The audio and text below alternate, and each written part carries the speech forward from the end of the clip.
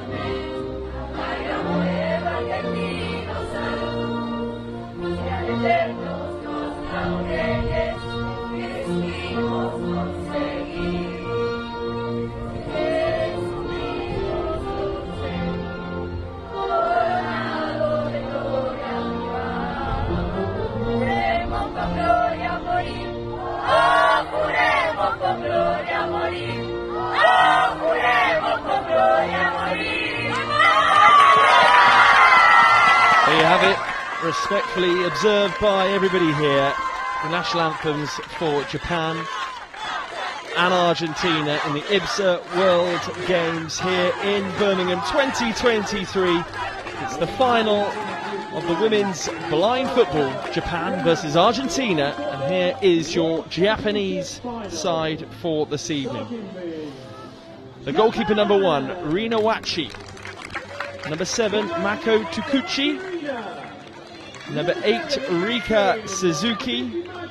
Number 10, Sora Kikushima. And number 14, Haruka Wakasugi. On the bench, the substitutes, Machika Tarabayashi, Miwako Kaga, Ishika Tanaka, and Hana Shimatani. The head coach, Natsuki Yamamoto, and the guide, Kichiro Iatomi. That is your home side for the final. As for Argentina, well, they've had a fantastic campaign so far, and arguably are the favourites coming into this one. And And here is their starting team: Michaela Segovia, Agostina Medina Paes, Gracia Souza, Johanna Aguiar, Florencia Massanzana, and then on the bench Melissa Flores, Constanza Carrizo, Melody Alvarez, Elena Quinteros, Guillermina Corrales, and then the head coach Gonzalo Abbas Achachi, and the guide Santiago Hugo. And there is your two sides going toe-to-toe this evening in this 7 o'clock kickoff for the final of the IBSA World Games Women's Blind Football. Two very passionate sides and two teams that have been in fine form throughout the group stages as well. And wherever you are watching around the world, thank you for joining us on the stream again today. In Buenos Aires, it's currently approaching 3 o'clock in the afternoon. A slightly less sociable time in Tokyo, where it's almost 3 in the morning. We hope you've enjoyed the coverage so far. Plenty of Japanese fans in the crowd in the main stand, where the players face at the moment, along with the officials that line up between them. Both flags still aloft with the two flag bearers that carried them onto the field. It makes for a fantastic occasion. We've already had one game so far this afternoon in the women's blind games, and that saw Sweden overcome India in the fourth place playoff. It means they pick up a third place medal, which is fantastic for them. Wild celebrations as well. The Indians distraught at the end of that one, but were very respectful in that contest in particular, and will go away with their heads held high. And here are the results for the day so far. We saw Turkey take on England in the first game of the day in that match F, which sees them head to Thursday for the chance to play for 15th position in the men's competition. They won 2-1 on penalties against Turkey. Then there was a walkover, a bye later in the day between Mali and Mexico. So England will face Mexico in that game on Thursday at 4:30 in the afternoon local time. And then Sweden, as you can see there, overcame India on penalties, 1-0. And then Japan versus Argentina. The scene is set now, and I hope, Dixie, we don't end up having to go to penalties almost. It'd be nice to see a free-flowing game and some goals in this one. Yeah, I'm 100% sure. I'm going to guarantee you we're going to see some goals. You've been right so far every time with these predictions. Yeah, we're going to see some goals. Both these teams got a very similar record on getting to the final. Argentina have scored 10 goals getting here, and Japan have scored 10 goals getting here as well. So, they're free scoring sides. The thing is that they score their goals in different ways. They're the total opposites and quite a contrast in styles. Argentina like to play the ball round side to side, and Japan a lot more direct than Argentina. And Japan will defend in numbers. We were watching them warming up before the start of the game, and there's like 4 players in a little square, and wherever the ball is, you get the 4 players around it, so really tight onto the ball. So, yeah, I'm looking forward to this one, and I'm particularly looking forward, in my mind, the 2 best players in the women's section is the Argentine 8 and 10. Well, one of them starts, and that is Gracia Souza.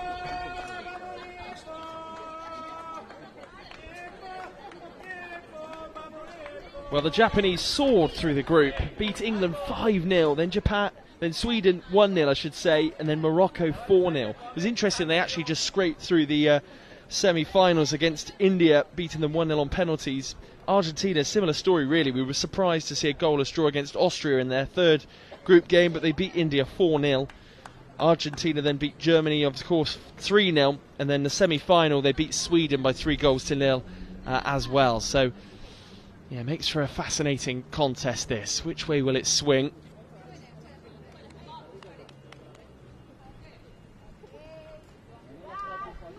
Yes, as I said before, I think it's going to be Argentina for this one. But as I say, a great contrast in styles. So, it's going to be free-flowing and pretty open, I think.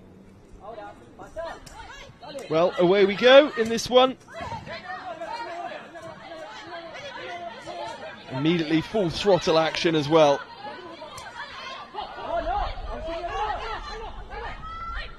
Aguiar for Argentina battling there with number 14 Wakasugi, and the ball spills out to this near side in front of the stand that holds the operational and media staff here.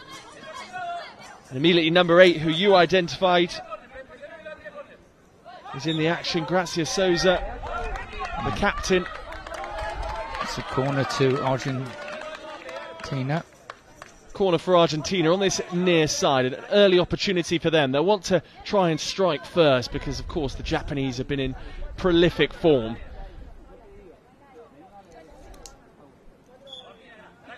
Aguiar working with Souza, but it's Aguiar that takes the ball away, checks back onto her right foot, shoots, and forces a stop straight away. There's a fabulous effort on goal. Wachi, the goalkeeper, intervenes, and immediately, just as the referee takes a tumble, we can see the talent that these sides possess, and I think you're right, Dixie, we're going to see some goals. Yeah. For the Japanese, the number 10 is the one to look out for.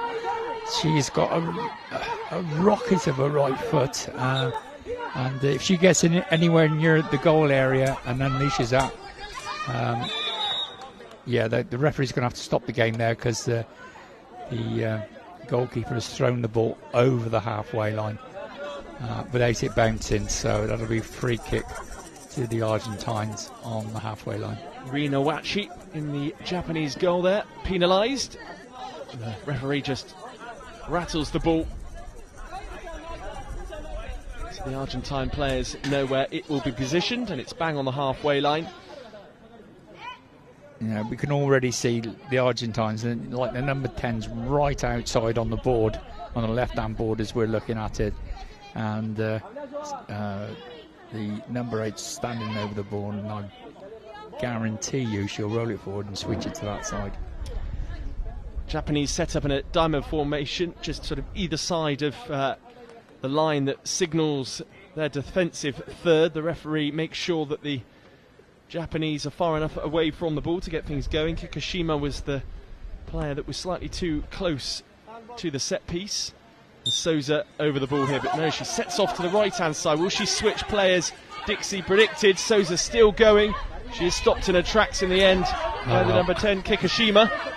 You're not quite right this time, Dixie, but I'm sure she'll do it again next time. Yeah. Here's Souza on the ball, looking towards the final third here, the attacking third. She's so impressive, is Souza, with the ball at her feet. Kikushima, though, is the player to intervene, and she's supported by her captain, Takuchi. Back it goes, and it's found its way through to an Argentine player in number 4, Medina Agostina. She's fronted up really robustly by the number 10 for Japan, Sora Kikushima, on this near side. She's just inside the Argentine half. Referee's spotted something she doesn't like and blows the whistle. We're just over 2 minutes into this first half. Yeah, she's given a free kick to Argentina. We couldn't really see from our angle what was going on, but it's a free kick to Argentina, and it's a direct free kick, so it's gone up on the board. So that's the first one of their 4 fouls that are allowed. Off we go again. Agostina gets us underway, and it's tucked to Ali Aguiar on this near side in front of the main stand. She's right inside the Japanese half, but she's robustly challenged by Takuchi, who tries to bring the ball away and accelerate upfield, but tucks it inside to Wakasugi. Wakasugi misses her kick. Souza comes flying through, trying to penetrate that Japanese defence, but is unsuccessful. But Souza is certainly the talent in his Argentine side, and she switches play that time, but it doesn't quite have the direction for Aguiar. Yeah, she got her angles a little bit wrong there. Japan are doing really well at the moment. Souza tracking back, but it's trickled all the way through to the goalkeeper Segovia for a goal kick. She flings it forward, utilises the kickboard, deceived a few players that surround the ball. That was a poor old throw by the keeper, wasn't it? Wasn't the best, and the Japan players playing it back to her keeper on the floor. Yeah. Wakasugi consolidates and finds the goalkeeper, who immediately sends it upfield, and it's a good clearance actually in the end by Agostina. A bit of a trip there on a Japanese player, a tangle of legs. Souza gets up quickest though and moves over the halfway line. She smells blood, she senses there's goals in this game for her. There's Wakasugi, supported by her number 7, Takuchi. Souza in there trying to peel the ball away from those 2 Japanese markers. Here's Aguiar, senses an opportunity, ball at her feet, but she's crowded out by 3 Japanese players, including Suzuki. And it's a corner to the Argentines. As I said, the Japanese are doing extremely well. Wherever the ball is, they're getting bodies in and around that ball. So if you beat one player, you've got to beat 2 or 3. So it'd be interesting to see if they can keep this going for the whole game, because it's quite tiring to do that. Chance for the Argentines on that far side where the corner was be taking in front of the main stand. Aguiar trying to force some room to unleash the shots, but she's been crowded by all 4 outfield players surrounding her, and that's a really reckless challenge there on that far side. Will there be a free kick? That's a free kick, and that's a foul will be put up on the board. 2 now. Which is number 2. Against the Japanese. And for those that don't know, when you get to 4, what does that involve? Right, okay, so you're allowed 4 direct free kicks per half. Any more than that, and every free kick that happens after that is an 8-metre penalty. So you don't want to really get into that situation if you can help it. And we've only played 4 minutes and they're already on 2 fouls, so they're well on the way. Argentina in their customary light blue and white kit, with the white shorts, white socks. Japan all in dark blue. Both goalkeepers wearing yellow, with a dash of black as well. Argentina with the free kick against the kickboard on the left-hand side in front of the main stand. They do go for goal. It was Aguiar that took the shot in the end, and then there's a coming together between 2 of the Argentine players in Souza and Agostina. Agostina really just getting in Souza's way, who comes forward again. Now it's back in Japanese hands through number 14, Wakasugi.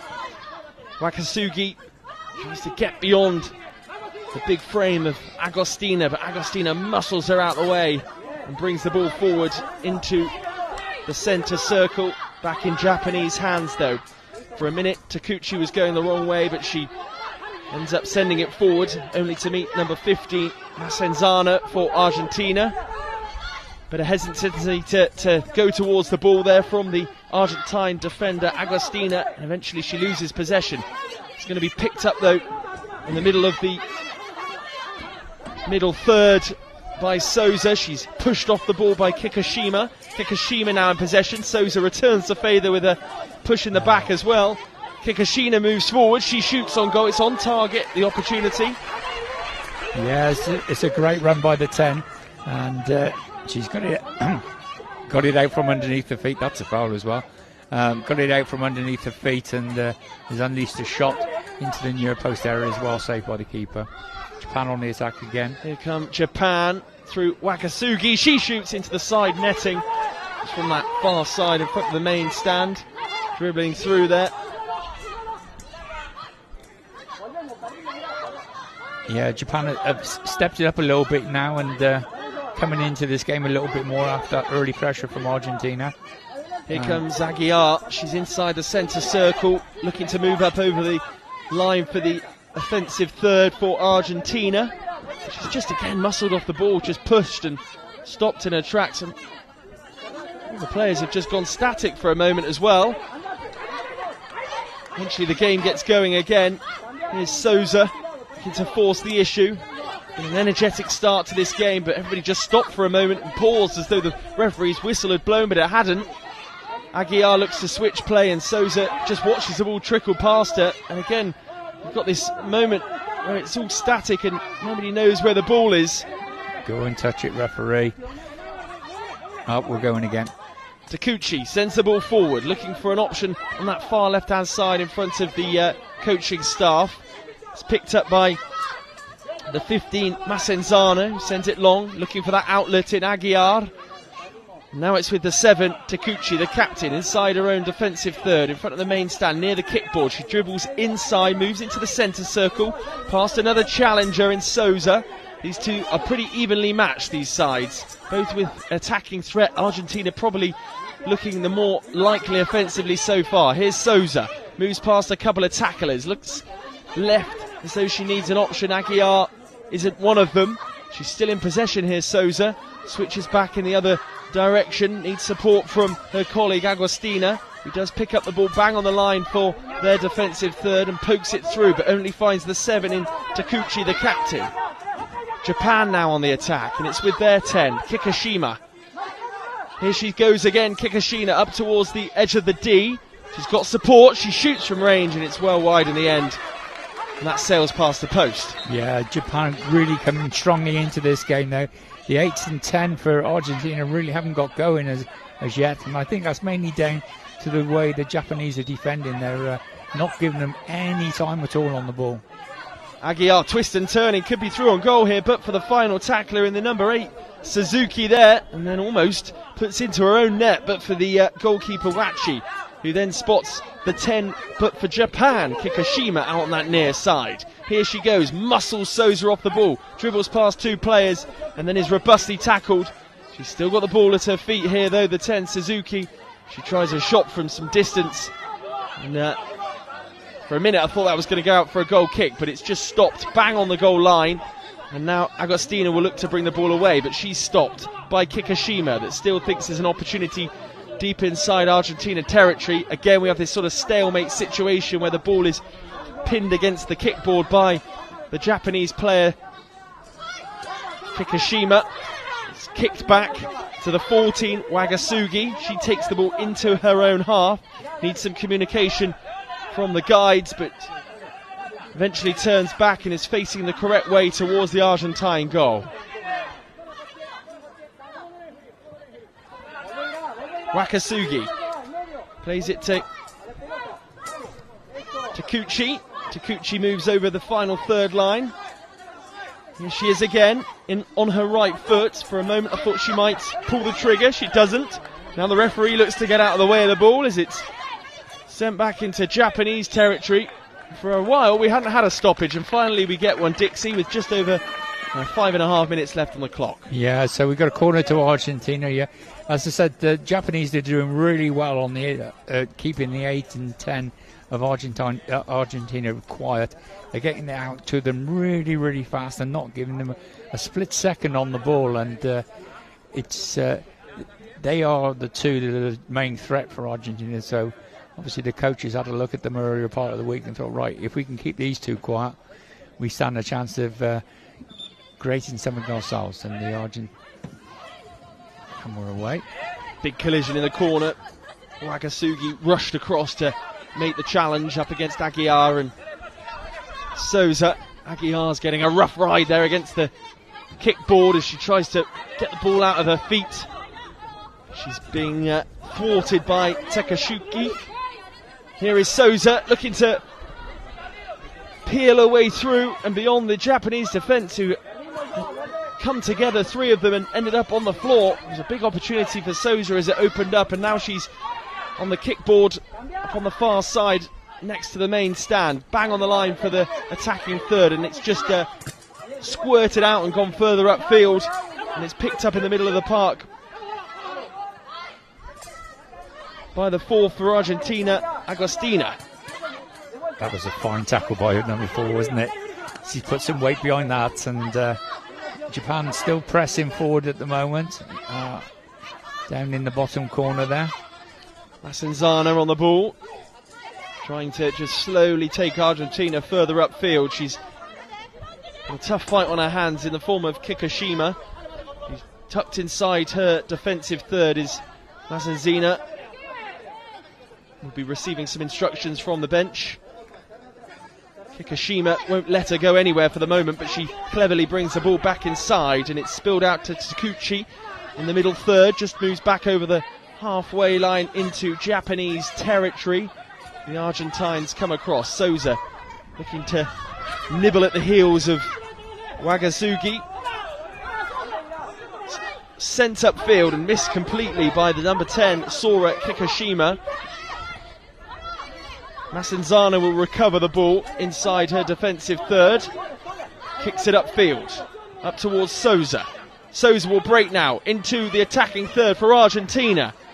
She's one-on-one, one defender to beat Suzuki, and Japanese players now track back and gets goal side. And the call has come from that right-hand side, and Souza arrives on the scene. Lovely bit of close control from her. She looked to play it back into a 1-2 to Aguiar. It spills all the way through. Opportunity for the Argentine forward. The referee unhappy with something. Yeah, she's given a foul against Argentina. And we've got a timeout coming with that. She definitely gave a foul against Argentina.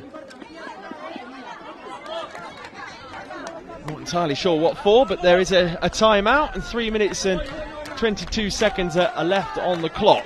Not had too many obvious opportunities yet, really, have we, Dixie? No, it's they're cancelling each other out at the moment a little bit. And as I've already said, the Japanese are doing a great job on the 8 and 10 for the Argentinian girls, and we've had 1 or 2 efforts from the Japanese 10, one in at the front post and one zinging past the far post, but other than that there's not been too much yet. But yeah, we've got nearly 3.5 minutes left of this half, plus the second half, so I'm sure we're going to get some goals. The noise levels have increased in the stand as the skies darken somewhat. It looks like we might have a drop of rain. Hopefully it holds a little bit longer. Can you just give us another half an hour, 45 minutes would be fantastic. Yeah, the Japanese fans are in fine voice in the stand. I think there's a few students from the University of Birmingham as well, maybe just joining in, trying to translate. Thank you, as I say, for those of you that are joining us today for this big fixture, the final of the IBSA Women's Blind Football World Games here in Birmingham. Yeah, so we're going to have a restart in the Japanese penalty area with a free kick. I think we're all ready to go. Huge space in front of the Japanese to run into. The Argentines have all retreated to their own half. The ball forward really looks as though it could be wasteful in the end. Souza does miss it, but she retreats and picks the ball back up. She's has her shirt grabbed initially, actually, by Kikushima. Kikushima still going here on the edge of the box and fires into the roof of the nets. And that was a truly fabulous goal. The guide comes running onto the pitch to celebrate. I was about to ask the question of you, Dixie, as to whether that was maybe a foul there on Souza as she sort of pulled her back to retrieve possession, but make no mistake, that is a fabulous finish. Yeah, you can't take anything away from the finish. She's absolutely drilled it into the top right-hand corner. Keeper's got no chance at all. That is a fabulous hit by the 10. Absolute fabulous. That all happened in the space of 20 seconds or so since the restart. The referee's just trotted across to have a chat with one on the halfway line.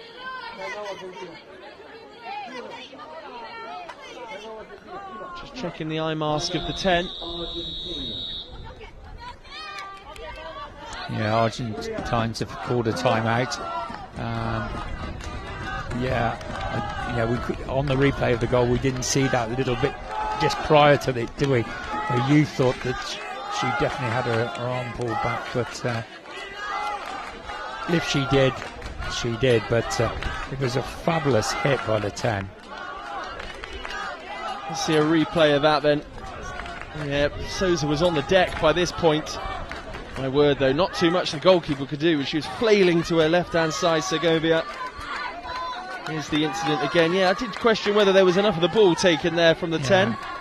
Yeah, I think it was all right, really. Looking at it from that angle, from our original angle, I think I would agree with you that there was a little tug. But looking from that angle, yeah, it all looked above board to me.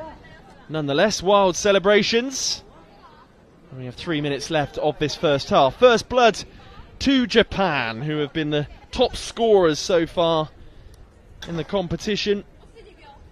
Slammed 5 past England then another one past Sweden, 4 past Morocco, and then the goal just then takes their tally to 11 for the competition so far. And we've had a goal. And we've had a goal. We've had a goal. I'm just wondering whether that's the first goal I've actually commentated on in this side of the competition. Well, it's the first goal we've had today. It was a cracker, the first goal we've had today as well, yes, That's absolutely. Some of the Japanese substitutes just warming up to our left as well. Here come Argentina, looking for an immediate response through Souza.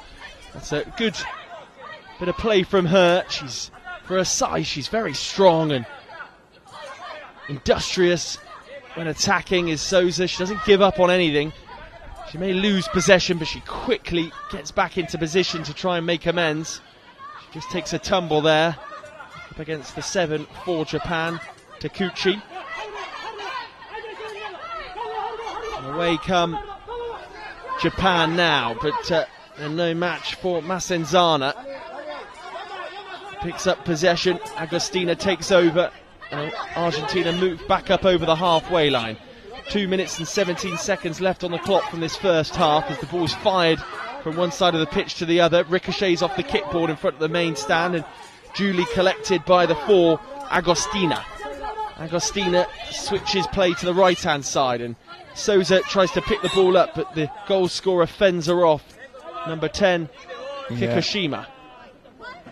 Yeah, committing a foul against the Argentina. Her legs come straight across the top of her and blocked her out altogether, and there was no volley either. Obviously that we find difficult to pick up from our angle, but the referee definitely indicated there was no volley.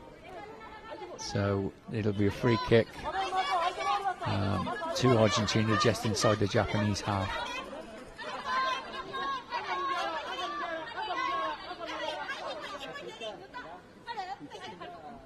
Just thinking about that goal again, did she rifle it in there? That is one hit. We did say before the start she had a lovely right foot, and I think everyone saw it then. It was fabulous. Can Argentina respond before the break? There's an opportunity for Aguiar. It was just looped into her path by Souza.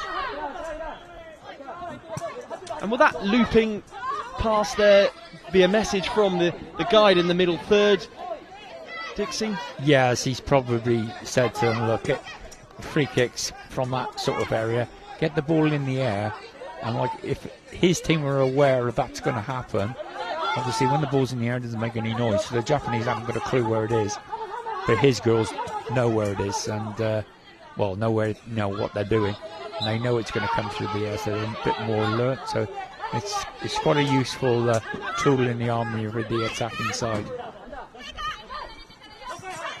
Argentina not done yet. Here's Souza moving up towards the goal line. She keeps the ball in play, but it's only allowed Japan to break here through their captain Takuchi.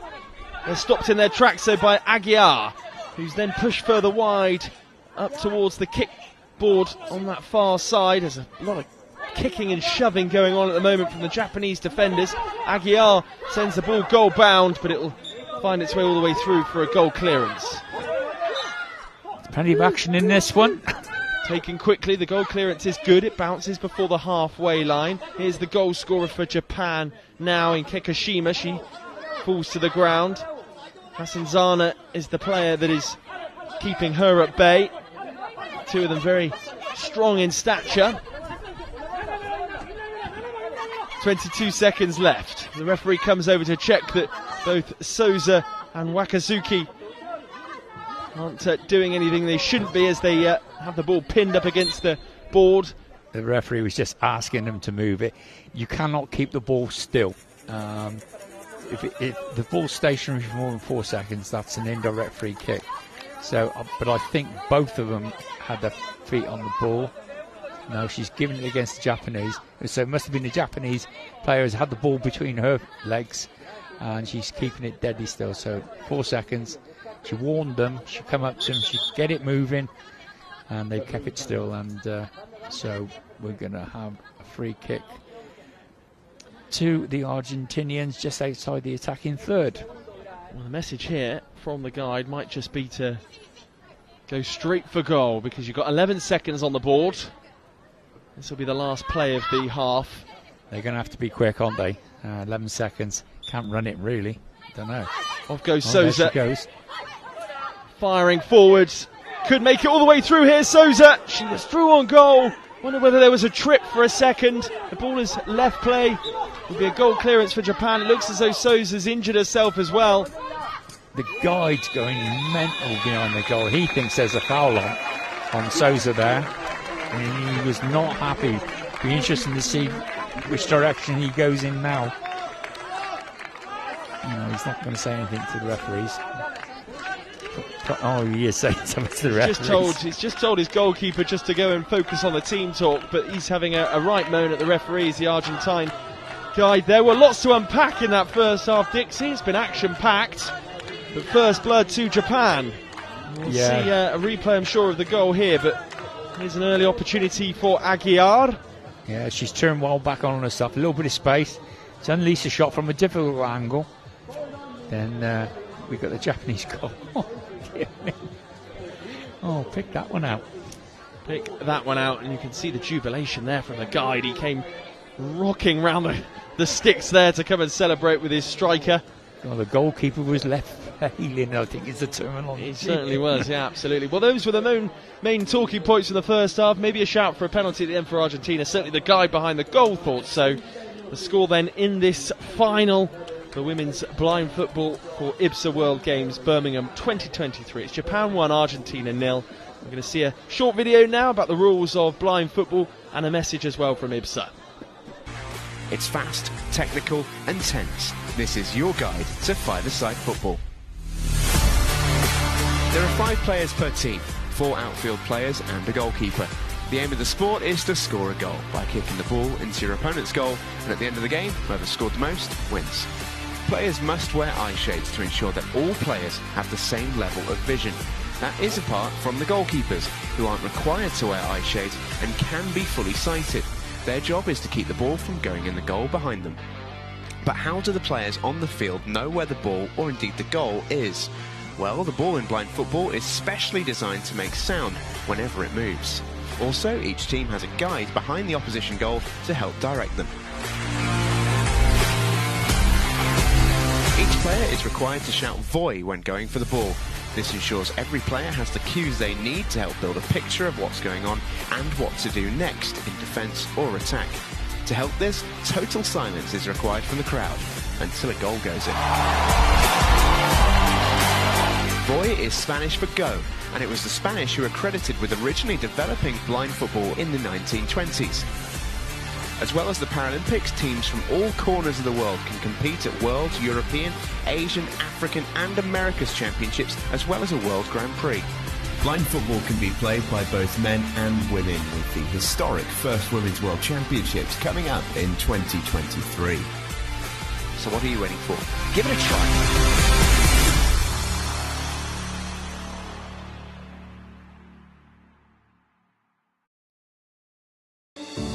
IBSA, International Blind Sports Federation, presents, with the support of the International Paralympic Committee, IBSA Anti-Doping App, the first application of its kind in the Paralympic movement, specifically designed for blind and visually impaired people. Athletes, coaches, medical staff, managers, and the public in general now have a powerful tool to stay focused on the principles of clean sport.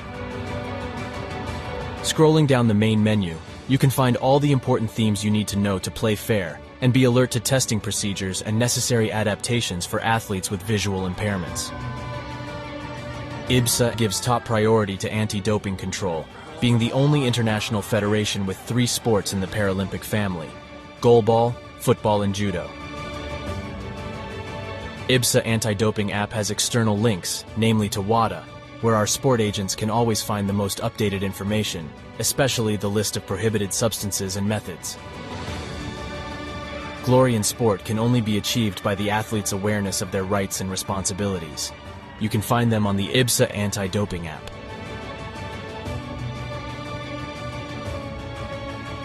IBSA is continuously promoting anti-doping education to all its affiliate athletes and sport agents, not only about the consequences of the use of doping and the risk of using supplements.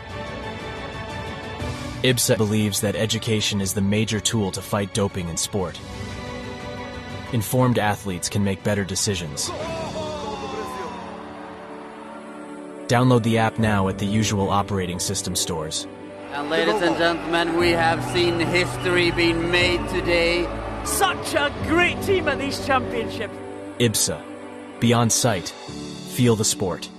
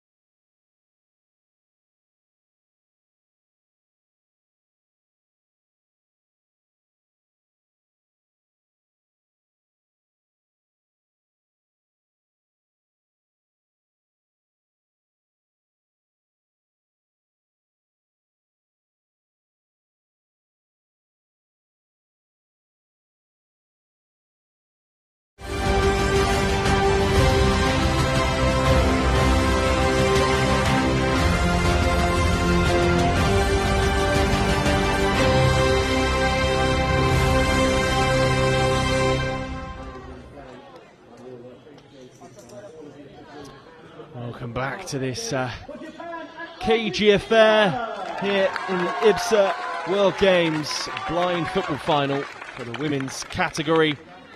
A narrow advantage for the Japanese after the first half. But the Argentines will feel as though there's still a way back into this, Dixie. They've shown enough to know that they are capable. Yeah, if they can get their passing game going, they'll be all right. But you've got to give credit to the Japanese. They've stopped them from doing it, and they've done it very effectively and scored a cracking goal with the number 10. That went into the back of the net like a rocket. Honestly, she's got a marvellous right foot, and she absolutely drilled it into the roof. And here we go. The referees are all ready. Suzuki and Takuchi will get us back underway, and it will be the captain, Takuchi, to take the ball on first. The whistle blows. And off goes Takuchi, sends it immediately out to that left-hand side. Here's the goal scorer once again, the number 10, Kikushima. But Souza picks her pockets and sets sail. Lovely bit of footwork and drills the ball wide. It's pretty wide in the end, all the way out towards the corner spot. Yeah, she was flung out. She was far too far from the goal road, really, to trouble the Japanese goalkeeper with that one. She needs to get in a bit closer. You get a goal clearance here to the Argentines. You argue, and the guide behind the goal is making that point exactly, that the ball didn't actually leave the field there. It was just sat on the line. The referee immediately decided there would be a goal clearance. Here come Argentina through Aguiar. She's just so elegant with the ball at her feet. Spreads the play to Souza, who was going to go for it first time, and that's such a difficult skill, isn't it, in this game? Yeah, when the ball's running across you like that, and there's a foul being given there against the Japanese. Little trip on the 8, and that's the first foul of the half. We've played a minute. Yeah, it is a very difficult skill when it's coming across your body like that. You know, if you do make contact with it, you know, it's great, but the chances of you missing it are pretty high. You know, if she could have taken a touch then hit it, yeah, it's great. But she tried to hit it first time, and it doesn't happen very often. A point of note, no changes yet in this game. Given how tight it is, both sets of coaching staff not feeling the need to mix things up. Yeah, they obviously think they got their strongest 5, both of them, on the pitch at the same time. So they'll keep them on there as long as they can. If anyone starts getting a little bit tired, they'll drag them off, but they want to keep them on there. Rina Wachi organises her 3-person wall. Agostina is ready to lay off this free kick for Souza. Aguiar waits patiently on the D near the far post, or just in front of the far post, on the edge of the D, attacking the Japanese goal. Off they go. Souza shoots from distance and it hits the side netting, but it will be a corner. Yeah. She'd do well to score from there. She needs to get in a little bit closer, but she's got a side of corner, and they can have another little go. I think number 10 is going to do a big arc around and drag it back and hopefully get it back on the right foot. Well, that's what she'll intend to do, I'm sure. Here she comes. Good work from Aguiar. She checks back onto her right, but has gone a little bit too far, and then is tripped as well and falls over the whitewash there for the goal line. Thrown out very, very quickly. All the way through to the goalkeeper. And then it's flung long and just drops before the halfway line. It's going to run back through again, but Aguiar is a whisker away from connecting with that to try and poke it beyond the Japanese goalkeeper, Wachi. She was so close to getting onto that, and if she had got a touch on it, it was going to be a goal, because she was so close to the keeper. Any deviation on the ball would have ended up in the back of the net, but the Japanese survive, and on we go again. There's a right battle going on with the 2 10s.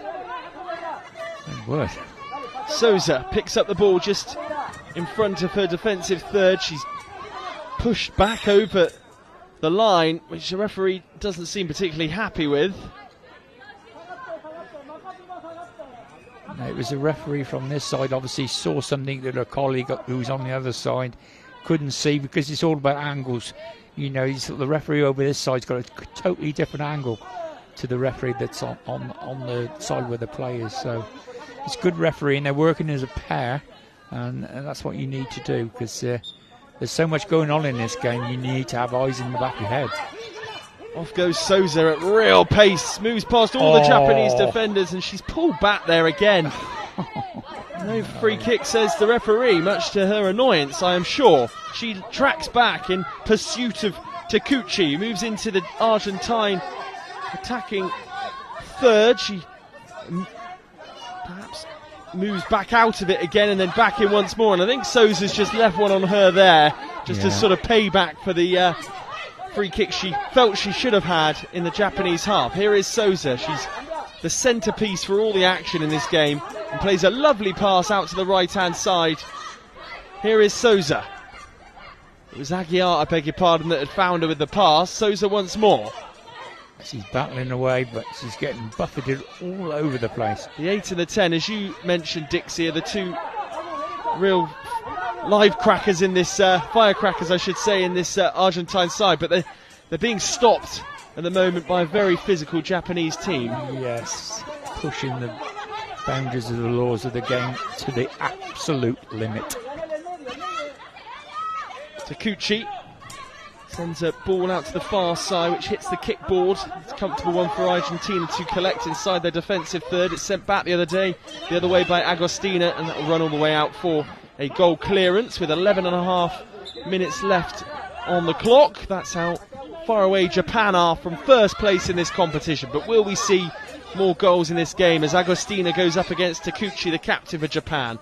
Agostina battling hard, trips in her pursuit of securing ball there, and the goalkeeper takes no chances there and sends the ball further upfield back into Japanese territory, into their defensive third. But Souza gives chase, and immediately she's just grappled by...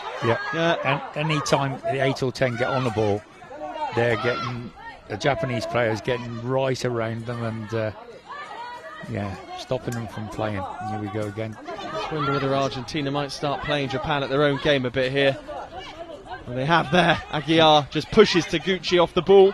Here is Aguiar into the third and shoots at goal. Goes straight across the face, and Souza collects. Here is Souza. Being pushed all the way back by the goal scorer there, Kikushima. Honestly, if that happened in the street, you would do them for GBH, wouldn't you? Honestly. Oh, jeez, really got close to it. The referee spotted it, which is good. The referee's doing all right, and my word, that was some sort of challenge, that. And they've definitely been, the Japanese girls have definitely been told, if you give 8 and 10 a chance, they're going to do you. So they're making sure that they're not giving a chance. And that's the third foul. So they've only got one more, and that will be it. Well, the light has dropped and the floodlights are on and the scoreboard is well lit. It's always a better game under floodlights. Oh, it always is. In any football, whichever league it is, whichever game, it's always better under the lights. Just adds some intensity to the atmosphere and the suspense.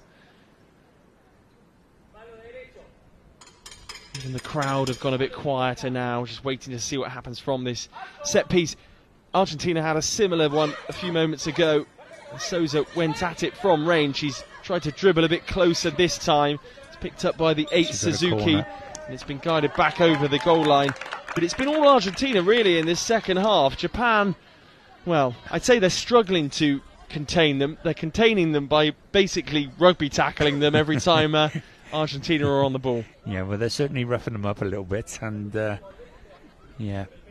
but they got their goal, Japan, haven't they? So they're going to defend it with their lives, like, and that's what they're doing. So here we go, we're away.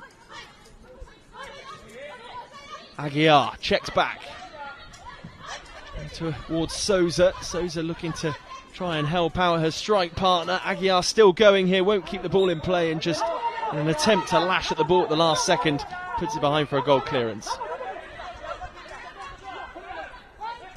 And Japan keepers play it short for once. Picked back up by Aguiar. Still going Aguiar, but again she's just roughed up off the ball by the 14 Wakasugi. And the Japanese has been warned about keeping the ball still. She got it moving now. Takuchi, in the end, just consolidates and plays back, but it was precarious to her goalkeeper. I don't think she wanted that one, did she? It's immediately sent upfield and off the kickball, which is then picked up by Agostina. Agostina here needs some support. She gets the cry to her right, but her pass is scuffed and doesn't quite find Souza. Eventually does get through to the captain, Souza, who, despite her size, has just barged her way through two Japanese defender there, and she again gets rugby tackled into the kickball on that far side and has to readjust her eye mask. Gets back goal side of the ball. The referees will stop this to have a look at the shades, because her shades definitely come up. You know, she adjusted them and put them back down. They'll just want to check. But they've checked them quickly. You don't mind them checking the shades if they check them quickly. And that was good refereeing by the pair of them there. And they've helped each other out, because one's gone to check one and the other one's gone to check the other one. So, yeah, that's better. So we're going to have a drop ball. Be some boots flying here, I bet. There we go, we're off. Souza just nips the ball away from Takuchi there. Still going, Souza, my word, she's just flattened there by a Japanese player, and now Japan will break through Wakasugi. Completely against the run of play, and Agostina tackles really strongly, actually. Herculean effort from her. Shades have come off again. They've come completely off. They have to stop the game. They've got to stop the game. They can't have a player on there with no shades. The referee, much to the fury of the guide behind the goal for Japan, Aguiar continues with the ball at her feet. The mask remains off the head of Souza, and eventually the whistle does go. Yeah, I think they spotted it. Spotted it a bit late, but no harm done. Just to keep you up to speed, there is just over 8 minutes left of this second half now, and Japan still ahead thanks to that goal from Sora Kikushima in this final. Sweden finished third place earlier on up against India with a penalty shootout win. They will receive a medal for third place, and they celebrated that achievement in real style earlier on. Yeah, so we're going to restart with a drop ball. No one was really in possession of it. Oh. All right, she's just asking the other players to retreat. So we've only got 2 players around the ball. Just, it limits the chance of injuries, that does, because when they drop the ball, they run off very quickly, and if there's too many players close in, they're likely to run into someone, so they get everyone else 5 metres off the ball except for the 2 protagonists. Souza up against Wakasugi. We're inside the attacking third for Argentina. Souza does her level best to try and orchestrate something, but again she was in a real tight spot there in a cul-de-sac, couldn't find a way out. Sent long, and that's over the halfway gone over line. the halfway line on the full. Does not do you ready. Pretty basic stuff, isn't it? Really, Yeah. It's like a foul throw in a there's no in a need normal for it. game. Yeah, no need for it. Sure, she'll have received a glare from the head coach Yamamoto. And one of the coaches is getting a little bit excited there, and the referee's just said a quiet word and said, keep it down a little bit. Off we go then again from the centre spot. Argentina will have the restart on the referee's whistle. And there we go. Agostina sends it out to that right-hand side, and Souza will almost keep the ball in play. Goes out for a goal clearance. Rolled out pretty quickly, looped up towards a Japanese player. It's on the number 10. Kikushima tries to bring it back inside, but it's stolen by good run. Aguiar. She's still going. Aguiar shoots and scores! And that is deserved for the Argentines. Aguiar on the guide. Well, I've never seen him move so quickly. Out to celebrate. What a beautiful goal that was. She's done ever so well. Just watching it again now. She's got 4 Japanese players around, and she scoops it with her left foot. As the keeper's gone down, she scooped it over her into the left-hand corner of the goal. It's fabulous. Absolutely fabulous goal. Well done. And that is thoroughly deserved, really, because as you say, and we both said, the Japanese team have done everything they can to ruffle a few feathers of this Argentine side, and Argentina get their reward. Yes, yeah. As I say, the Argentines have been pressing this out since the half-time break. They've really, really pressed, and the referee's just checking all the shades again before restart. But they're doing it quickly. You know, as I say, you don't mind them, because we want a level playing field, and we want everyone to be sort of equal, and make sure all the shades are all okay. But if they do it quickly, it's not a problem. It's when it takes 2 or 3 minutes, it is a problem. Right, so 1-1, we get a game on, yeah. Still no changes in the game as well. We're halfway through the second half. Off goes the number 10 for Japan, looking to bulldoze her way through that Argentine defence. Still going the 10, up against Aguiar. The 2 goal scorers, 10 and 10. Souza will look to bring the ball away and is successful. Oh, that's the 4th foul.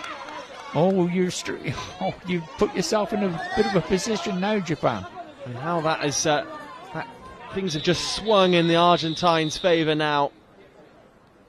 Yeah, the referee's table is just indicating that's the 4th foul. And it's a needless one. The ball was right up the other end from the Japanese goal.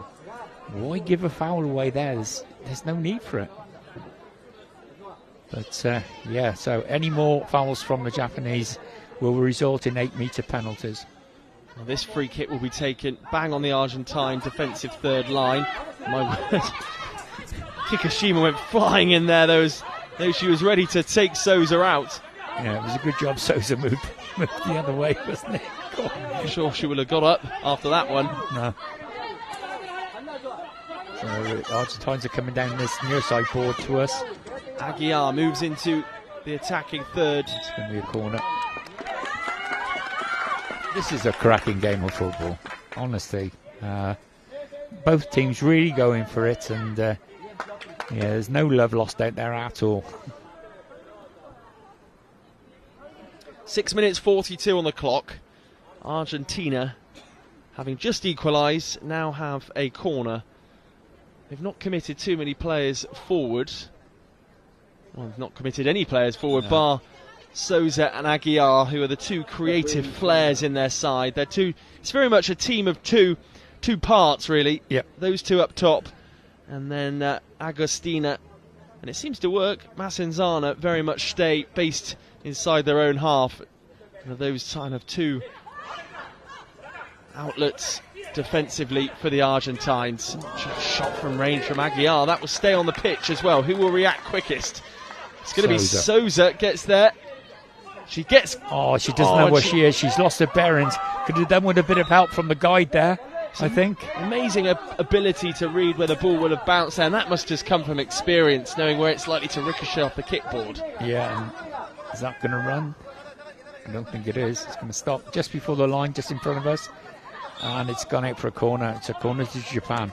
Well, crucially there, the 2 Argentine defenders got their bodies between the player and the ball. But yes, as you say, Dixie, a corner now to defend. Yeah, going on what you said a bit earlier, Toby, they are like 2 separate teams. They got like the defensive team and their attacking team. But with those 2 young girls up front, they don't need anything else, do they? They've got everything in their locker to, get good results from games. The referee just placed the ball down for the Japanese, and we've got the Japanese 10 and 7 over it. Corner gets taken. Aguiar just tries to wait for a moment for the ball to spill out, and the Japanese attack is thwarted. Argentina will look to come away here. Aguiar tries to get her bearings. Now the number 14, Wakasugi. Still with Wakasugi on the edge of the D. Argentina's D. She's very much isolated though. It spills out to Takuchi, the captain. Japan looking a bit more threatening now. It's well tackled, as you say, by Massenzana. Right on the line for the attacking third for Japan. And here comes Souza. Here comes Souza. Can she get beyond the defender? She just manages to leave a foot behind to claw the ball away from the 14, Wakasugi. Upfield it goes. Will this tie be settled on penalties then, as a no-nonsense clearance is done there by Suzuki, and we'll have a corner for Argentina. Just over 5 minutes remaining. This is a good game, this is. I'm enjoying this. Really could go either way. The two main antagonists in this Argentine side then, 8 and 10. Souza and Aguiar. She scuffed it a bit. Doesn't come off that time. There's a timeout. Well, a timeout at a crucial moment, just as the clock strikes 5 minutes remaining. And well, Argentina really seem the more buoyed at the moment by that equaliser, and it was a deserved equaliser. You want to see the game played in the right sort of way, and it feels like Argentina are going about it a bit better than Japan. They try to play football, don't they? Yeah, and look, the first half it wasn't working for them, but you know, they've kept at it and they've kept working hard and trying to create angles for one another, and at last it's starting to work for them. It's probably because the Japanese girls are doing a lot of work to stop them from playing. We've already said there's been no subs, so they're probably getting a little bit tired, and as they get tired, the gaps open up, and your good players, your quality players, then can exploit those areas. And the two girls up front for Argentina are a class act, I tell you. Certainly in women's, in the female game. And a word for the coaches as well, Dixie. They put so much time and dedication into improving these players, and the passion sometimes spills over a touch in these big games, but you can see how much it means to them as well as the players. Oh, exactly. Yeah, they're fully invested in it, and like we've seen more cards to the coaches and the staff than we have seen to the players this week. So that's a good indication they're invested in it, isn't it? You know, we've had a physio sent off for Italy, and we've had guides booked behind the goal, and coaches booked on the halfway line. Yeah, and very few actual bookings on the pitch. Well, we're back underway and into the final 5 minutes as the ball is sent upfield by the Japanese goalkeeper. Masanzina, though, gets her body goal side of the ball just to shield her own goal, but it's now back with the Japanese through their danger player, number 10, Kikushima. But the Argentines continue to battle hard, and Japan just try to force their way through here with all their might. That's a corner. It's come off the Argentine leg as it's gone through.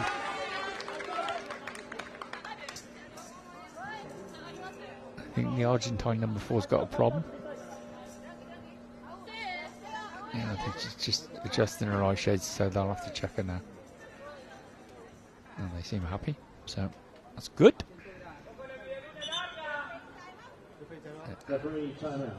She wants to tie her shoelaces up.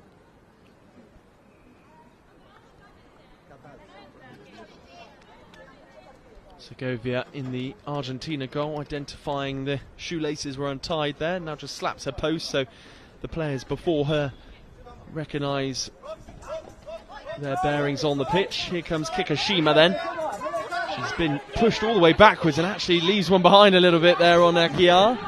Didn't like the way she was being pursued by the Argentine number 10. Souza then up against Wakasugi. Kikushima. For her size, Souza, she's doing her best to match them in terms of strength, the Japanese. So we've got a goal clearance to the Japanese now. They sling it out to this near side board. Bit of a collision by 10 and 7 there. And away comes Aguiar. She moves into the offensive third for Argentina. Could there be a wonderful goal here for Aguiar? Still going. She just was about to shoot. That pass back to the Japanese goalkeeper goes unnoticed, and Souza tracks back to pick the ball up. But that was a fabulous opportunity for Aguiar. She beat pretty much everybody, and then at the final moment, as she was about to shoot, she was stopped in her tracks as Souza just loses the ball there. She was looking for a strike partner, but the strike partner was That's a corner for Argentina there. It was sort of unnecessarily put out of play by a Japanese player. So we've got a timeout to the Argentines now. Right, so we've got 3 minutes 23 seconds to go. Let's hope we get a winner and we don't go to the dreaded penalties.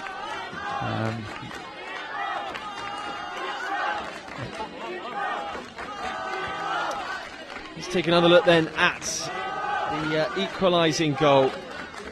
Oh, that's the opener from the Japanese number 10. Yeah. It gets better every time you see it, doesn't it? Oh. That's absolutely caned it in. And there's the Argentine goal. She's done really well. She's got 4 Japanese players around her. And she just scoops it over the keeper. It's a marvellous goal. Absolutely marvellous. 14 for Japan. They was just preparing to lift her up and throw her out the way, I think, just as she shot. So she got the shot away just in the nick of time. Yeah, it was a fantastic effort. I'm just enjoying watching the guys behind the goal as well. 2 incredible characters in Kichiro Iratomi for Japan and Hugo Santiago for Argentina. And living every second of this with their players. Yeah, you can watch quite happily just sit and watch the benches, couldn't you? All the antics going on and the arms waving and yeah. Well, we're 3 minutes and 23 seconds away from a penalty shootout in the final here of the women's competition in the World Games blind football. The floodlights are on, the fans are in. The suspense is all there. There'll be a few nerves knocking around now, I am sure, as Aguiar shoots and she hits the back of the bar there. It wasn't off the crossbar, but stanchion of it was off the back stanchion, wasn't it? It was about a yard wide, but it was a good strike from that angle. Oh, I think the Argentines. No, they haven't. The ball hasn't quite gone out of play, but the goalkeeper flung it back up the other end. Eventually, it does, and that will be a goal clearance for Japan. Sorry, Argentina, I beg your pardon. The Japanese heel put it out in the end. So it was rolled out by Segovia. Out to the near side. Off the kickboard it goes. Picked up by Taguchi, the captain for Japan. She runs into the D, she shoots, and it's just narrowly wide of the near post. That's a good effort from the Japanese number 7. She ran a long way with the ball then. The angle was getting worse for every step that she took. The angle was getting tighter and tighter, but she still got her shot away and just missed. Here comes Souza over the halfway line, battling with you know who. The Japanese number 10. Picked up by the number 10 for Argentina, who shoots straight into the clutches of Rinawachi. Now Japan will look to break. So we approach the final 2 minutes of this contest. It's with the number 7, Takuchi, but it's thwarted that attack, and Souza will pick the ball up deep in her own half. Moves into the middle third and looks for a strike partner. Aguiar on the left-hand side. End-to-end stuff now. 2 minutes left. It's going to be a corner. Corner for Argentina, with time ticking away. Could this be the moment that they win this final? Across comes Souza. Aguiar is there with her. A pair of them look battered and bruised in some respects. Their shirts have been pulled all over the place. Yeah, it's a good job they haven't got a game tomorrow, isn't it? Absolutely. Here's Aguiar. Looking for a way through. She's bundled to the floor. Met by a brick wall. So, what's happening here?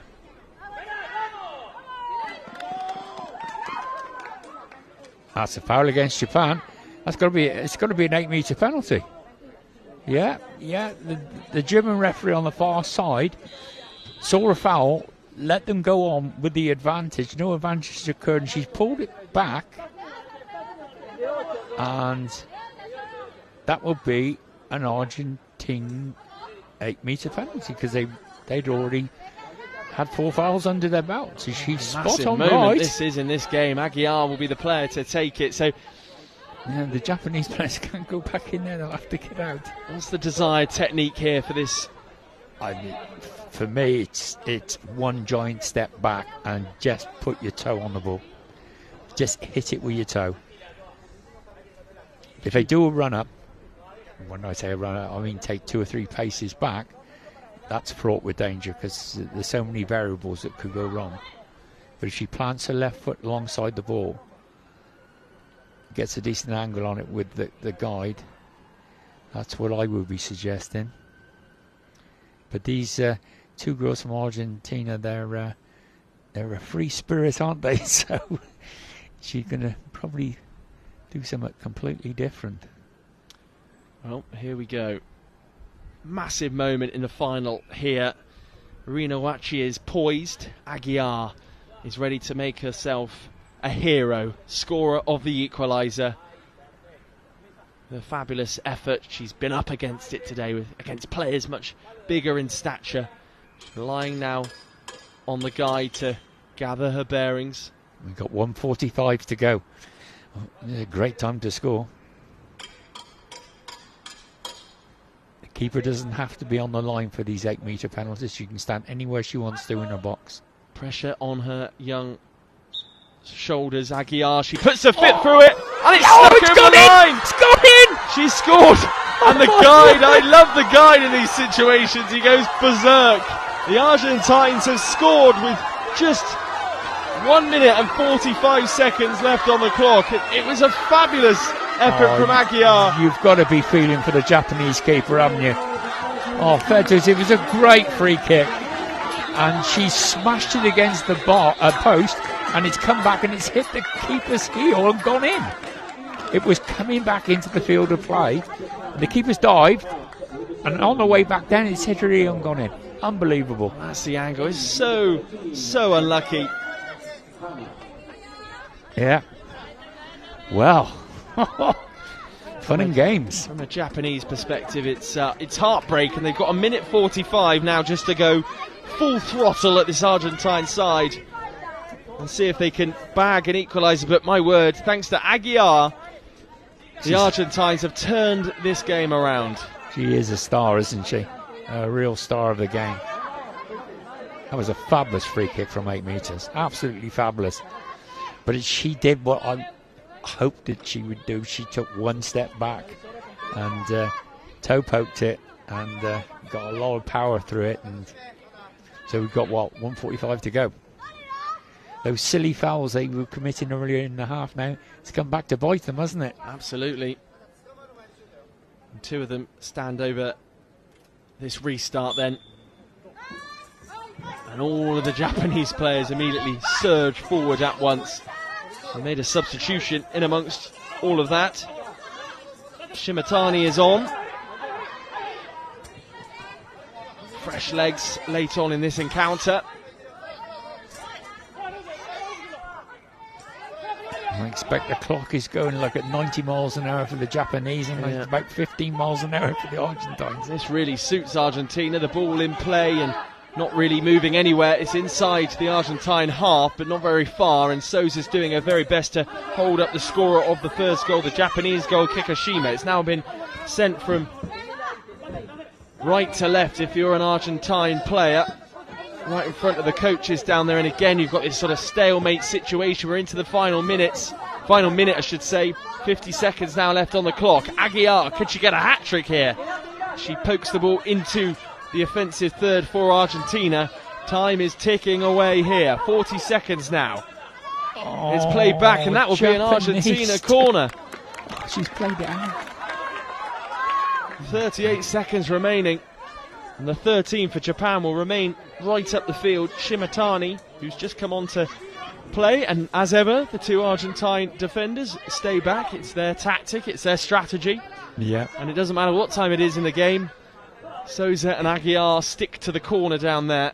I wonder whether they'll just do a bit of time waste. Not time wasting, but killing the clock. Kill the clock. Yeah, that's what we were looking for. Yeah. 38 seconds left, and off go Argentina, and they're going to do just that. Aguiar keeps the ball in the corner, and it's really clever footwork back and forth from her. She's got to keep the ball moving, though, of course. Wakasugi is trying to... We're down to 20 seconds already. prod the ball away from her. She's How doing long a has she fabulous been in job. that corner? Still going, 16 seconds, 15. She's the It's hero gone for out. the 2 goals. She will have to get back quickly now and defend, and it's launched up long and just inside the Japanese half does the ball bounce, and now it's one of the defenders' turns 5 seconds. It's gone. to do it, and that is going to be it in the final of the World Games. Argentina look what it are means to your them. winners, and they go wild, and rightly so. What a victory. They've been superb throughout the contest. Look at the guide. Look at the guide. The guide, he can't believe it. He's going to go across now and hug the referee, I should think. He's probably apologising for the discussion he had with him earlier on. But my word, what a win for Argentina. I'm sure the Japanese will be inconsolable, but it's so deserved as well. So much talent that they possess in their ranks. And the first final of the World Games goes to Argentina, and what a brilliant result. Yeah, to me, you know, I've said it. I'd never seen them play before we come here this week, and the first time I saw them play, I thought, my word, what a sight, and what worthy champions they'll be. And I didn't see anything through the rest of the week to make me change my mind. They're a fine side, and fair dues to the Japanese. The Japanese have made a great game of it. They have really made a great game of this final, and scoring first was probably for as a spectacle was probably the best thing that could have happened.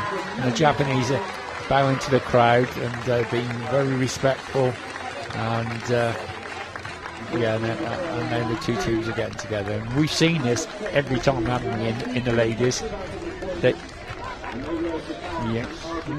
In such a wonderful way as well, Argentina. There's a lot of emotion as the substitutes come out, the coaching staff as well. That's the first goal. It's absolutely fabulous by the Japanese number 10. And take nothing away from Japan. That is a wonderful goal. And I just love the guys' celebrations. And even still now, you can't see the pictures, but look, the guide for Argentina is just running around all over the place. You can't believe that's it. That's a lovely goal by the 10. Absolutely lovely. She's got 3 players around her. And there's the 4th, and she just lifts it. Oh, yeah, what a star she is, and here it is, the winning goal. You've got to feel for the keeper there, haven't you? You really got to feel for the keeper. She's made a flying leap to her left-hand side. Oh, it's just come back off the post and gone down onto her ankle. But both teams getting a rousing applause from this crowd, and it's been a marvellous final. It's been great entertainment, and the people in the crowd appreciate that, and giving both sets of both teams a huge round of applause for all their efforts. Lots of tears and lots of respect as well between the two sides. Lots of hugs out there. The coaching staff coming together and acknowledging just how much of an impressive, one substitution as well, and that came for Japan late on in the game. It just showed how sort of tight and cagey it was, and I guess both sets of coaching staff probably too scared to make the sort of wrong decision as the game drew on. It was going to be the first to blink, wasn't it? You know, obviously the coaches, they know their players much better than what we do, and that was their strongest 5s, and they were going to stick with it. Come high or high, whatever the saying is. Get me words all muggled up now. So excited about that, but it was just a great game of football. There was so much in it, and the contrasting styles were just so different from anything else that we've seen here. And there's the coach with the number 8. He's picked her up like a rag doll. Put her down. Oh. That's great, isn't it? Absolutely fabulous. We're preparing now for the awarding of the medals. As the organisers here come out with a big board that shows first, second and third. We'll get ready for the presentation as well.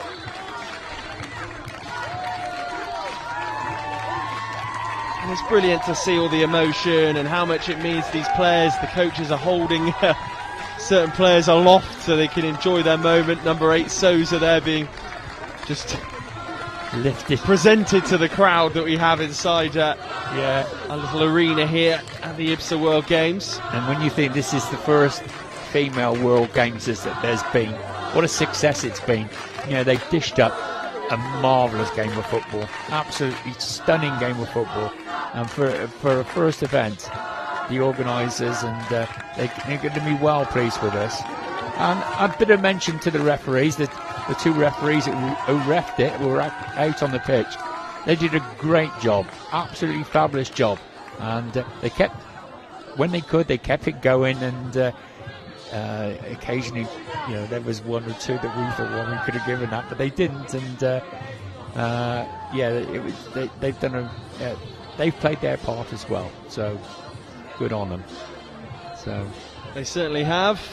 And, there's a message, I think, down the camera there from the Argentine coach. 4 o'clock over in Buenos Aires at the moment. There'll be a few, I'm sure, up in the afternoon. Just come away from the sun just to enjoy. Oh, it's the Argentine winter. You don't want to go out in the Argentine winter, I tell you. I play football down there in January. Well, it's in our summer, but it's winter, and it's pretty damn cold. Well, we're just preparing for the medal ceremony. As we say, we've got a full roster of fixtures tomorrow as well. The quarterfinals of the men's blind football 2, which we're looking forward to. There's going to be some cracking encounters in that game. I've got a name for it tomorrow.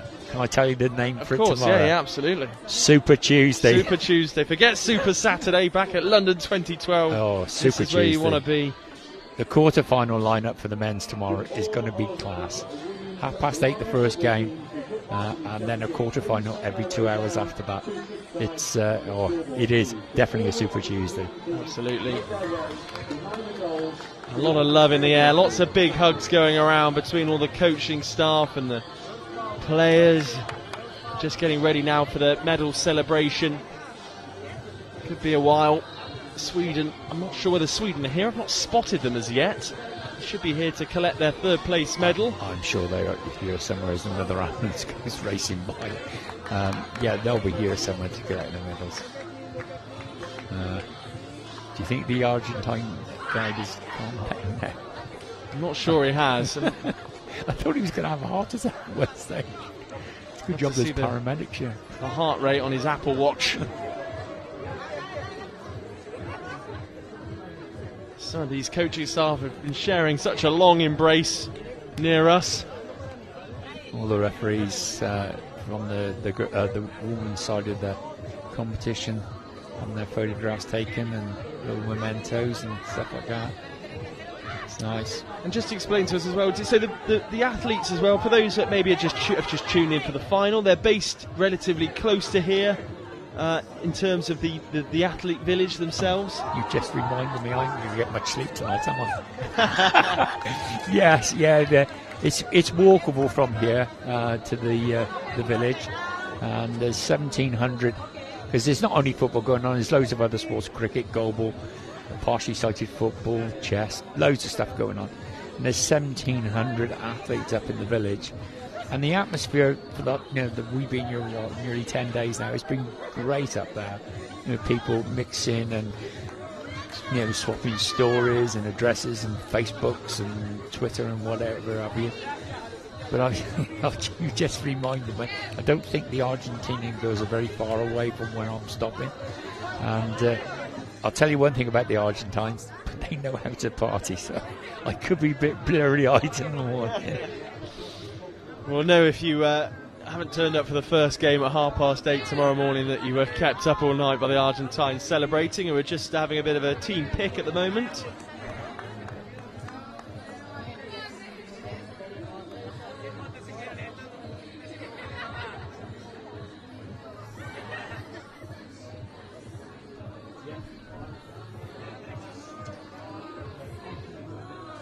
Of course, so much planning and preparation goes in for those sides that are much further afield as well, Dixie. It's a big old trip, and these coaching staff, as I say, commit such a large portion of their life to getting them up to a certain standard and improving them as well.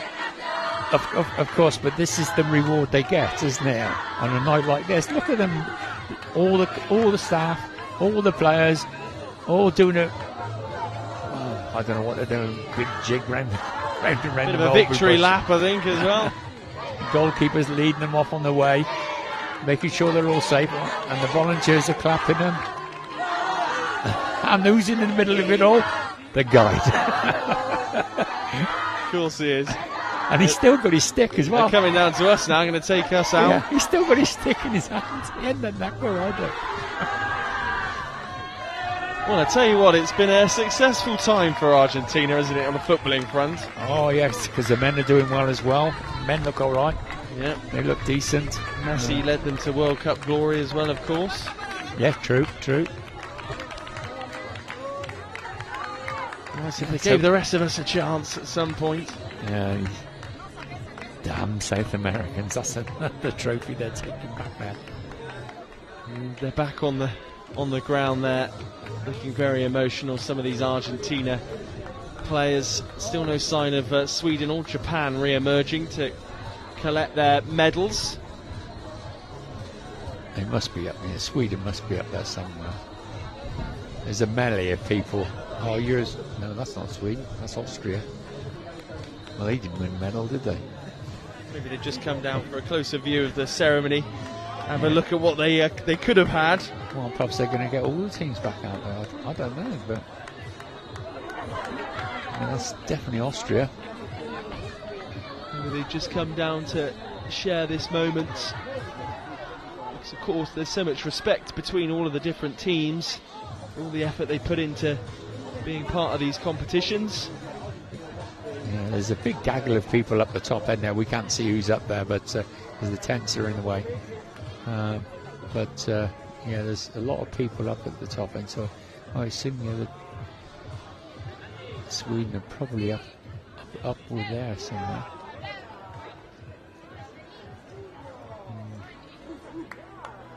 Well, we'll just keep on filling with bits and pieces as much as we can. Try and keep you entertained.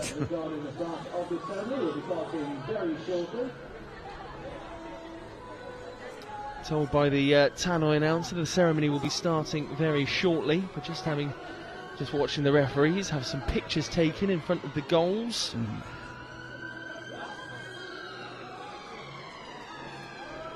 We've just been told by our producer that all of the teams have been invited back for the ceremony this evening. Whether or not they all decide to turn up remains to be seen. And we've just had the umpteenth ambulance go flashing by us again. 8 teams, of course, taking part in the competition for the women's blind football. Only one winner, though, and that winner is Argentina. Wondering if we could take another look at the goals again from the final, if we get a moment. Well, I think we'll shut up and just let the people enjoy it, shall we?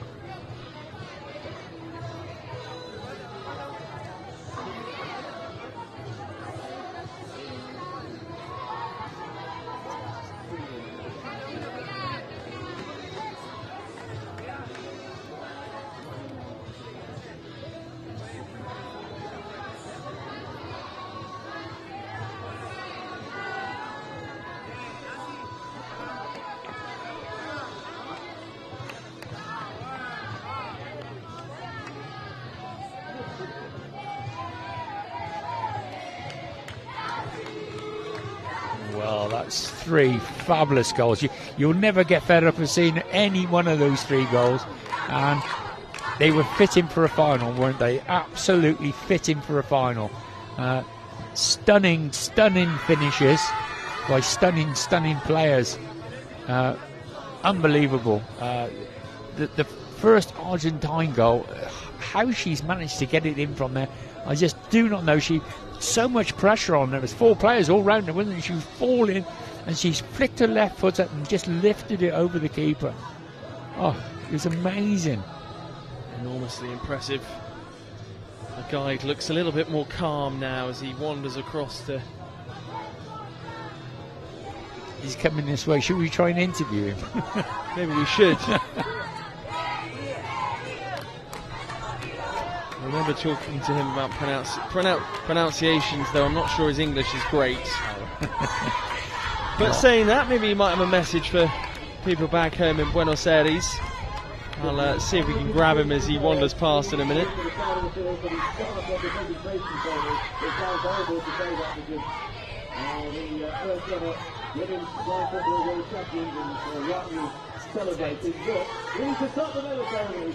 The Argentines are showing no sign of slowing down in their celebrations. The guide has just come across to grab a coat. I'm just wondering. He's going to carry on with his celebrations. He's not interested in talking to us at this point. And I don't blame him, to be honest. He said he might come back. He said he might come back. Right, okay. Well, let's hope he does. And he's the right character.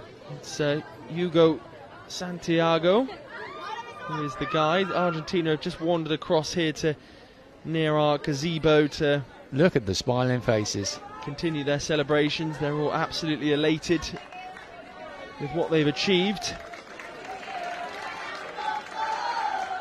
Just jumping up and down in front of us here. It's amazing to see. I think they're just still organising how this medal ceremony is going to take place. Just staggering the talent on show, and it's nice here now. They're right up against near to the Austrian side, who of course Austria drew with them on Friday. Austria got the best result of any of the other sides against Argentina. Exactly, in this competition. They did, didn't they? When they stopped them from scoring. But I don't know if we're going to be able to get the guide or not. He's extremely busy at the moment. I think he's probably the English speaker amongst them. So obviously the officials here all want to speak to him. Is he coming over? He is going to come over. Just give him my headset. There we go. And so how does it feel to have won that? We saw you looking very animated when the goals went in. Yes, I totally exhausted. Was a great match. We are dreaming with this so many years. 11 years we start with playing women footballs in Argentina, and when we start, nobody play women's football. We believe in this dream. We believe in women's playing football, and now is the biggest dream. I could never dream I think so perfect like this. It's perfect. It's a perfect moment. I can tell you're very emotional, and you can see all the coaches were very emotional as well. It's obviously been something you've worked towards for a long time. They played so well as well, and the two goals were fabulous. Did that take you by surprise? Yes, we tried to play good match, good football, not running and tackling, just passing ball, create spaces, move the ball, move the defense. And we could play better today, yes, maybe, but it's a final. The finals, you must win. So whatever. Yeah. So the two young girls who play up front for you? Yes. How old are they? Joanna is 25 years old. Yeah. And Gracia is 33 years old. Right, and have they been playing together long? Because it looks like they have telepathy. Yes, they play together in one of the teams in Argentina, Las Guerreras from Córdoba. She plays since 2016 together. Okay, yeah. So she knows really good. They have a good link up. Because we noticed right from the word go that you play from side to side to side. Very similar to the men's team. Pass. Yes, it's an intention to create space. Yeah. In women's football, the defense are so close and so back in the field. Yeah. So we try to create a space about the third, near to the middle, to when we attack, we have so many space open. Because in the first half, Japanese stopped you playing. Yes, Japanese is an excellent team. He's he's finalist. Yes, yeah. So it's a great team. We study so much the Japanese play, and we know maybe the first time she can stop us, but we are in a great shape. In great condition. You kept your principles. Yes. Passing principles, and you come out in the second half and reinforced them and started to do them again, and you looked very, very good. Yes. We know the first half is one thing. Yeah. We must fight, but the second half we can play and get the difference. Yeah. Well, I must admit, you have given us fantastic entertainment with your. It's part of my job. It's a part of my job. Just quickly, how will you celebrate tonight? Big party? A small party because 2:50 a.m. we go to the airport. Oh wow! Oh my word. A small but intense party. Yeah, absolutely. Congratulations. We'll let you rejoin the party anyway now. Thank you. Thank you very much. Okay. Thanks very much. Take Cheers. Care. Right, we're just about to get the medal ceremony underway, which is fabulous. I can see some of the England players here as well, which is lovely to see. At least some of the representatives from each of the countries are along as well, which is fantastic to see. Austria, Germany, it seems like are out in force as well, which is wonderful to see. Everybody's just making their way out onto the field. India here too, who of course have naturally missed out, I should say, on the third place finish.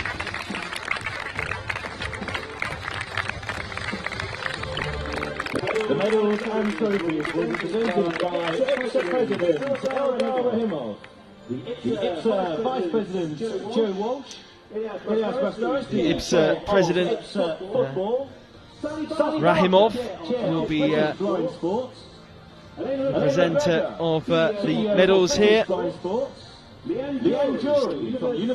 Confirmation there on your screen. Ilgar Rahimov, the IBSA President. Sally Barker there as well, who we heard from at the opening ceremony on Friday night. To name a few others, Darren Harris, the local organising committee, and the IBSA Vice President as well, Joe Walsh, will be there to present the medals too. Yeah, Darren Harris picked up 150 caps for England when he's playing days. Nice to see him out there. The 2023 Women's Blind Football Championship goalkeeper of the tournament goes to Argentina's number 12, Michaela Segovia, the winning goalkeeper in the final for Argentina, wins the goalkeeper of the tournament awards.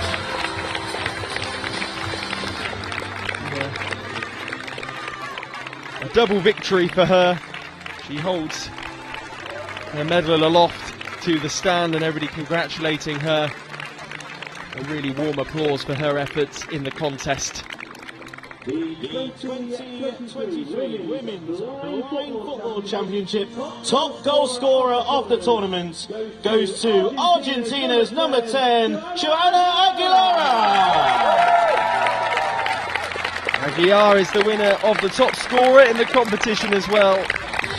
All eyes on Argentina. She will come forward now, assisted by the man we just heard from, Hugo Santiago, the guide for Argentina. She is presented with her award as well and congratulated by one of the committee members down there. That's well deserved, isn't it? They're taking all the silverware back to Argentina. Amazing to hear from the Hugo as well. You 2023 can see the passion in his eyes and how much it meant to him, which is just lovely to see. And to give us a little bit of time as well, like, he obviously wants to be with his team and everything. You hear what he said about how many hours they put into this team, and it's not by accident that they've got here and won this. It's taken blood, sweat and tears to get this far, and missed that battle. He's player of the tournament there for Sousa. Hat-trick of awards for the individuals, which is Well deserved. There's no arguments, no complaints. Japan. I hope they booked excess luggage on the plane on the way home, because they're going to take a lot more back than what they brought. My word, 2:30 a.m. flight back. In their first game of the tournament, they managed to get comfy and get some rest during that went time. in goal, sacrificing herself for her teammates in the absence of their goalkeeper. The 2023 Women's Blind Football Championship Fair Play Award goes to Morocco. Yes, you can see why they've done that. That's that Morocco played their first opening 2 games without a goalkeeper, with 4 players, because there was visa issues, and they battled away really hard, and completed their 3 games, which couldn't have been easy for them. As I say, we were playing with only the award 4 will players. pass So on to Budaev. And a representative Confusion as to who's going to step forward to receive this award. Eventually, somebody does. To Morocco. Once again, the Fair Play Award to Morocco.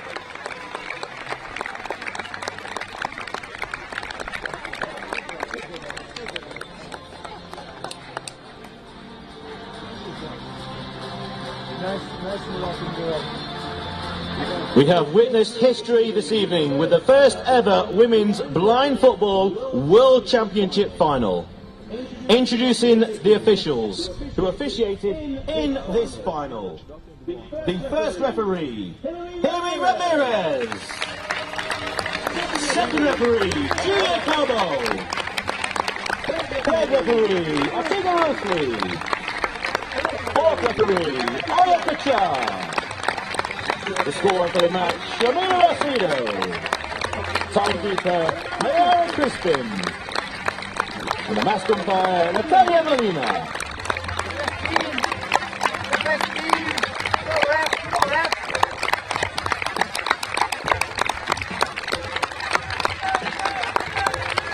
Referees there being awarded, I should say, for their contribution to the tournament.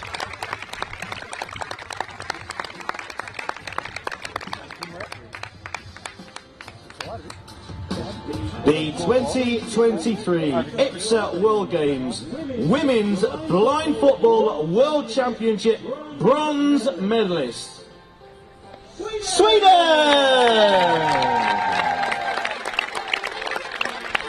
Sweden then bronze medalists. Here they come. Celebrated so wildly earlier on, didn't they, Dixie? I went over to the dressing rooms after the game. All of you was ABBA blasting out to the dressing room. As Darren Harris looks like he's giving one of the presentation parties for this one.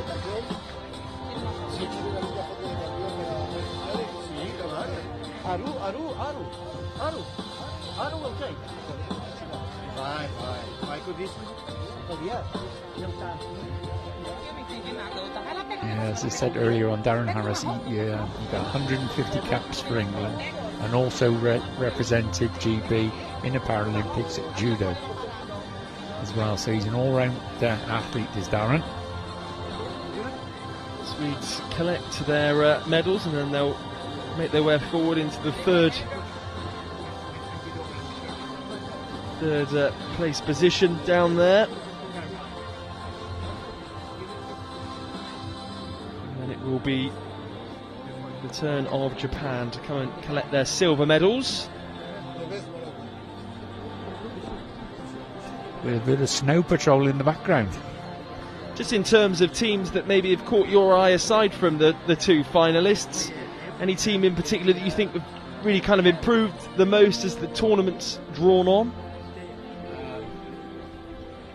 Ooh, that's a difficult one, that is. So I don't know where they were before they come into the tournament. You stumped me there, Toby.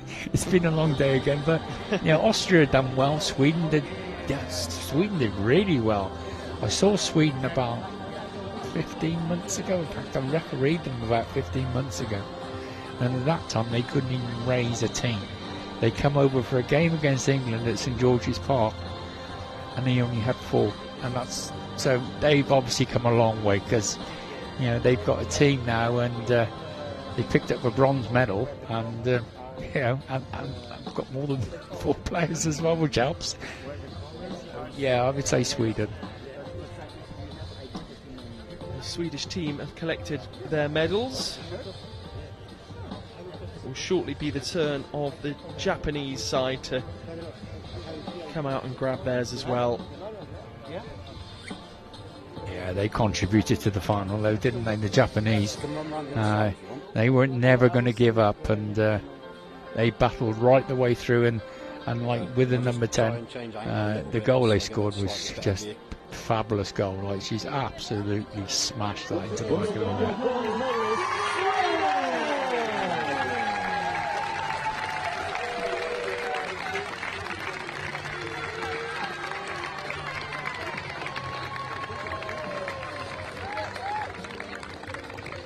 The 2023 IBSA World Games Women's Blind Football World Championship silver medalist. Please welcome Japan!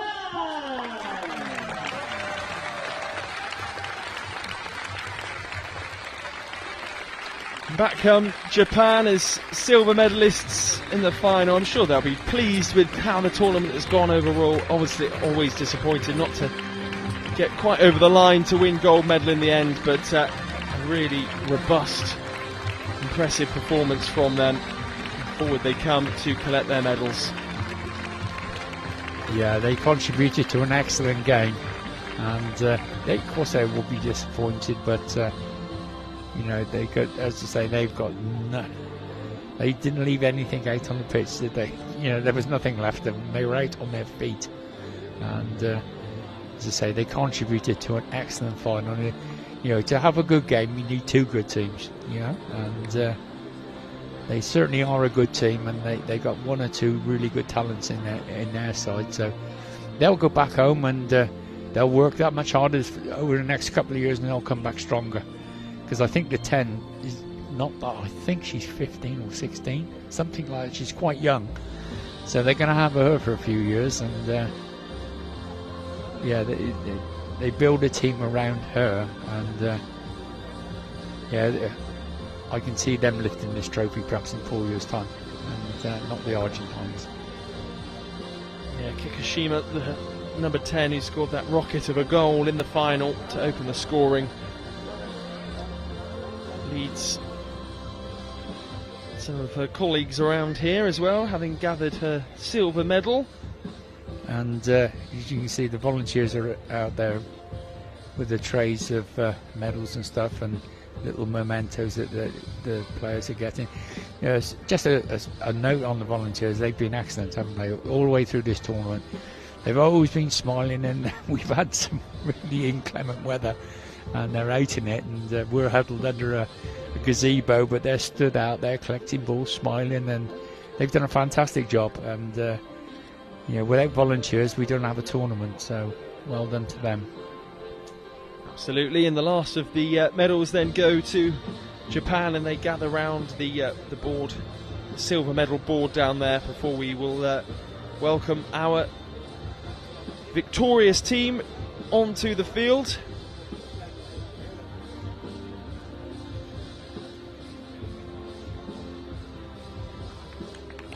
Japan receive their trophy for second place, silver medal in the competition.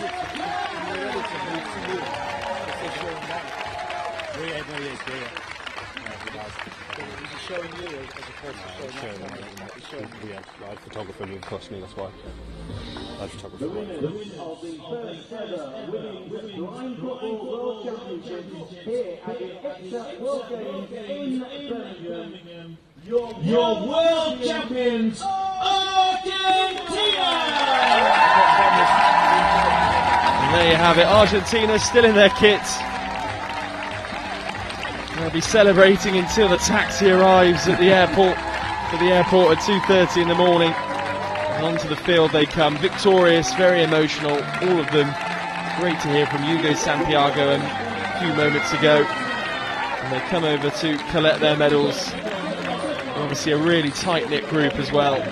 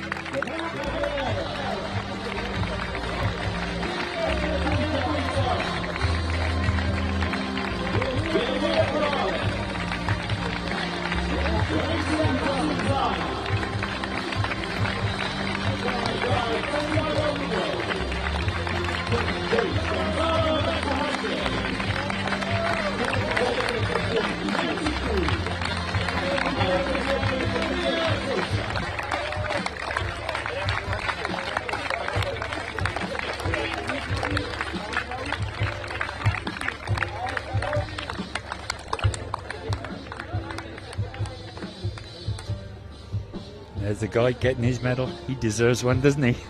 He certainly does. Souza just waits at the back there, ready to collect the trophy as well, which he will hold aloft in a few moments' time.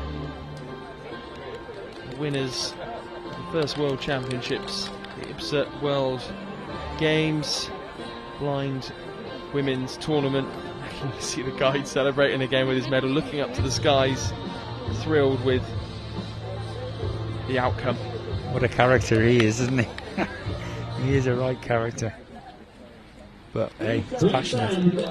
Still. For the national anthem of Argentina.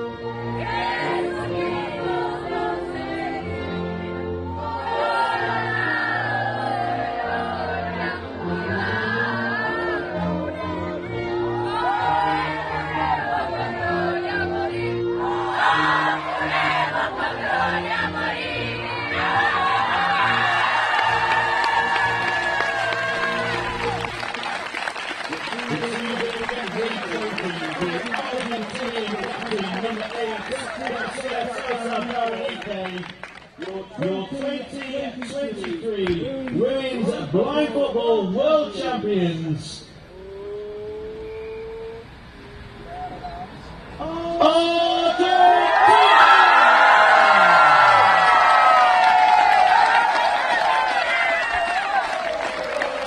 There you have it. That concludes the women's blind football here at the IBSA Games for 2023. Your champions, Argentina, raise the trophy aloft, and they will be celebrating into the night and all the way home on the plane back to Buenos Aires. And so will Dixie as well. He'll have no sleep, of course. A fabulous outcome, though, and deserved winners, Dixie. Oh, yeah, they are the deserved winners. They've been absolutely fabulous all week. The brand of football that they play is entertaining, and it's a pure sort of football. They've been absolutely fabulous, and I've really thoroughly enjoyed watching them this week, and I expect you have as well, Toby. Oh yeah, absolutely. It was a brilliant final. So there you have it for another day here at the IBSA World Games. The women's blind football final is won by Argentina. We'll be back tomorrow with the quarterfinals of the men's competition. Your champions for 2023 in the women's blind football, it's Argentina. Now the other teams again in this inaugural Women's Blind Football World Championships here at the IBSA World Games in Birmingham. This photo will go around the world. A huge round of applause for every team in this first ever Women's Blind Football World Championship.